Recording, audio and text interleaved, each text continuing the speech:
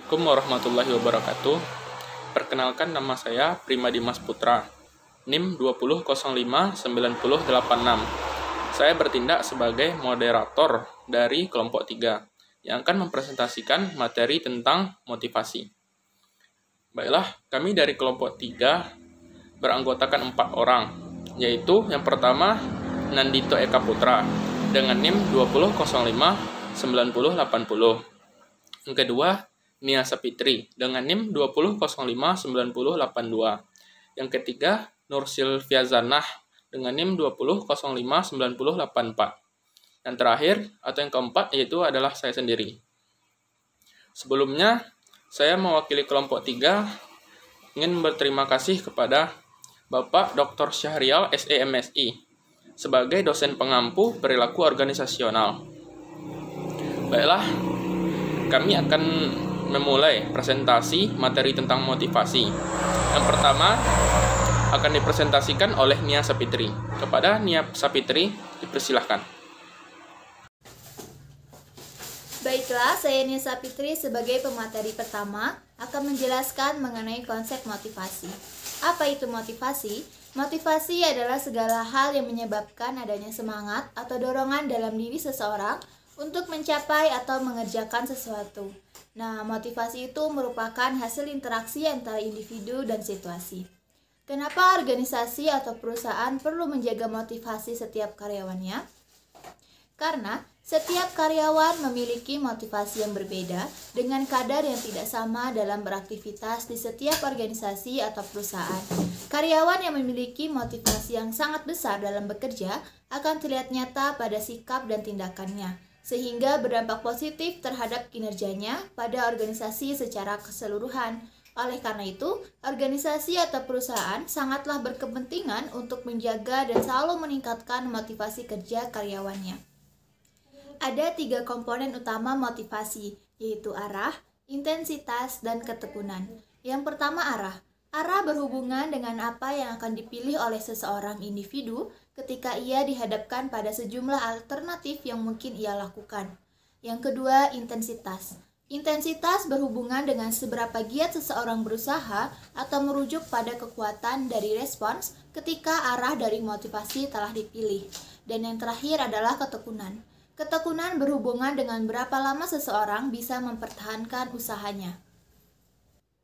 Banyak faktor yang mempengaruhi motivasi seseorang. Salah satunya ada faktor internal dan faktor eksternal. Contoh faktor internal adalah 1. Harga diri dan prestasi. Motivasi yang ada pada diri seseorang guna mengembangkan kreativitas serta mengerahkan energi guna meraih prestasi untuk meningkatkan harga dirinya. Yang kedua, harapan. Sesuatu yang hendak diraih oleh seseorang di waktu yang akan datang untuk mempengaruhi sikap serta perasaan subjektif orang terkait. Yang ketiga, kebutuhan dan kepuasan kerja. Setiap orang pasti mempunyai kebutuhan untuk menjalani kehidupannya, sehingga orang tersebut akan termotivasi dalam melakukan sesuatu agar bisa memenuhi kebutuhan hidupnya. Yang keempat, tanggung jawab. Motivasi yang ada pada diri seseorang supaya dapat bekerja dengan baik serta berhati-hati agar menghasilkan suatu hal yang berkualitas. Terima kasih kepada Nia Sapitri. Selanjutnya, materi akan disampaikan oleh Nur Silviazanah. Kepada Nur Silviazanah, dipersilahkan. Menurut Herliger Daskolkum 1989 menyatakan bahwa terdapat 3 faktor kunci yang berpengaruh terhadap motivasi, yaitu karakteristik individu, karakteristik pekerjaan, dan karakteristik organisasi. Fungsi dan tujuan motivasi. 1. Memberikan semangat atau dorongan kepada bawahannya. 2. Meningkatkan produktivitas dari seorang pegawai pada saat bekerja. 3. Menjadikan karyawan lebih kreatif serta selalu berpartisipasi dalam aktivitas kantor. 4. Meningkatkan kedisiplinan pada karyawan guna mengurangi angka absensi pada karyawan. 4. Menciptakan rasa tanggung jawab untuk karyawannya kepada berbagai tugas yang mereka terima. 5. Mempertahankan tingkat loyalitas pada karyawan sehingga mereka akan tetap bertahan di dalam perusahaan. Teori-teori motivasi. 1. Teori hierarki kebutuhan. Teori ini dikemukakan oleh Abraham Maslow. Inti teori ini adalah kebutuhan manusia tersusun secara hierarki dari yang paling rendah hingga yang paling tinggi, yaitu fisiologis, keamanan, sosial, penghargaan, dan aktualisasi diri. 2. Teori X dan teori Y. Teori ini dikemukakan oleh M.C. Gregor yang mengemukakan pendapatnya tentang manusia X dan Y. Teori X menilai manusia dari sisi negatif, di mana Gregor menyatakan bahwa manusia itu pemalas, tidak suka bekerja, tidak menyukai tanggung jawab, harus dipaksa untuk menghasilkan kinerja. Sedangkan teori Y menyatakan pandangan manusia dari sisi positif, yaitu manusia suka bekerja, kreatif, mencari tanggung jawab, dan dapat berlatih mengendalikan. Terima kasih kita ucapkan kepada Nur Sylvia Zanah. Selanjutnya, presentasi materi akan dilanjutkan oleh saya sendiri, yaitu teori dua faktor. Teori ini dikemukakan oleh Friedrich Herzberg. Teori ini menghubungkan faktor-faktor intrinsik dengan kepuasan kerja atau satisfier dan faktor-faktor ekstrinsik dengan ketidakpuasan kerja atau dissatisfier. Kepuasan kerja atau satisfier memiliki faktor yang berkaitan dengan prestasi, pengakuan, dan tanggung jawab akan memberikan kepuasan positif untuk karyawan. Yang kedua, ketidakpuasan kerja atau dissatisfier memiliki faktor yang berkaitan dengan keadaan dari lingkungan kerja, hubungan atau relasi antar individu, keamanan bekerja, ataupun gaji yang memberikan rasa tak puas untuk karyawannya. Selanjutnya, teori kebutuhan McClelland. Teori ini dikemukakan oleh David McClelland dan rekan-rekannya. Fokus teori ini adalah 3 kebutuhan yang berasal dari budaya dan berkaitan erat dengan konsep pembelajaran, yaitu yang pertama, kebutuhan pencapaian, need for achievement atau NH, dorongan untuk melebihi, mencapai standar, dan berusaha keras untuk berhasil. Yang kedua, kebutuhan kekuatan, need of power, NPOW, kebutuhan untuk membuat individu lain berperilaku sedemikian rupa sehingga mereka tidak akan berperilaku sebaliknya. Ketiga, kebutuhan hubungan, need for affiliation, N-AF, keinginan untuk menjalin suatu hubungan antar personel yang lebih ramah dan akrab, teori kebutuhan. Selanjutnya, self-determination theory. Pada teori ini, orang lebih suka merasa bahwa mereka memiliki kendali atas tindakan mereka. Jadi, apapun yang membuat tugas yang sebelumnya dinikmati terasa lebih seperti kewajiban daripada aktivitas yang dipilih secara bebas, dan akan merusak motivasi. Implikasi utama untuk penghargaan pekerjaannya ialah penghargaan intrinsik dan ekstrinsik tidak independen. Penghargaan ekstrinsik dapat menurunkan penghargaan intrinsik. Penetapan tujuan lebih efektif dalam meningkatkan motivasi. Penghargaan verbal meningkatkan motivasi intrinsik, atau imbalan nyata mengurangi motivasi intrinsik. Baiklah, selanjutnya pemaparan materi akan dilakukan oleh Saudara Nandito Eka Putra. Kepada Nandito, dipersilahkan. Terima kasih kepada Prima. Selanjutnya saya akan menjelaskan tentang 4 teori yang ada di materi kita pada kali ini, yaitu tentang motivasi. Yang pertama yaitu ada teori penetapan tujuan, di mana teori ini menyatakan bahwa tujuan yang sulit dan spesifik dengan kita mendapatkan umpan balik, maka menghasilkan kinerja yang lebih tinggi. Di mana teori ini menempatkan tujuan penekanan yang lebih spesifik dibandingkan dengan pentingnya tujuan sadar dalam menjelaskan perilaku yang termotivasi. Semakin kuat tujuan akan menghasilkan tingkat kinerja yang lebih tinggi jika tujuan ini diterima oleh setiap individu.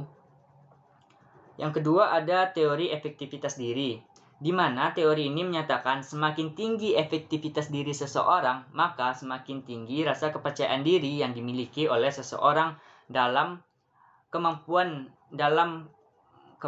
yang dimiliki untuk berhasil dalam melaksanakan tugas-tugasnya. Artinya, teori ini merujuk pada keyakinan diri seseorang terhadap kemampuan dia dalam melaksanakan tugas-tugas yang ditanggungjawabkan kepada dia. Teori yang ketiga yaitu teori penguatan, di mana teori ini menyatakan bahwa perilaku merupakan sebuah fungsi dari konsekuensi-konsekuensinya. Artinya, dalam teori ini, dengan adanya pendekatan perilaku yang menunjukkan bahwa penguatan dapat mempengaruhi perilaku kita. Penguatan yang diberikan pada seseorang akan memperkuat motivasi seseorang untuk melakukan suatu aktivitas atau perilaku yang dilakukan. Contohnya ketika teman kita mungkin lagi malas ya, terus kita bilang, ayo dong, jangan malas, ayo, bisa, kamu bisa loh, bisa. Nah, ini contoh kecilnya. Nah, selanjutnya itu ada teori keadilan. Di mana teori ini menyatakan bahwa individu yang membandingkan masukan-masukan dan hasil pekerjaan mereka dengan masukan dan hasil pekerjaan orang lain, dan kemudian diri mereka merespon, hal itulah yang akan menghilangkan sebuah ketidakadilan. Selanjutnya yaitu cara meningkatkan motivasi kerja kita. Yang pertama yaitu, ya kita semua tahulah bahwa minat dan bakat seseorang itu berbeda-beda. Maka carilah pekerjaan yang sesuai dengan minat bakat teman-teman semua. Tapi mungkin sedikit saran, ketika kita memerlukan uang dan tidak ada backup dari siapapun, ya bekerjalah untuk uang terlebih dahulu. Lalu kumpulkan uang tersebut, lalu kerjalah sesuai passion yang kalian miliki. Yang kedua ya terus belajar, mau belajar terus gitu. Contohnya kalian tidak bisa melakukan pekerjaan A, ya kalian belajar terus, tanya ke senior yang kalian yang ada di tempat pekerjaan gitu. Ya terus belajar intinya. Yang kedua positive thinking. Nah, ini perlu nih untuk teman-teman semua, kita harus positive thinking.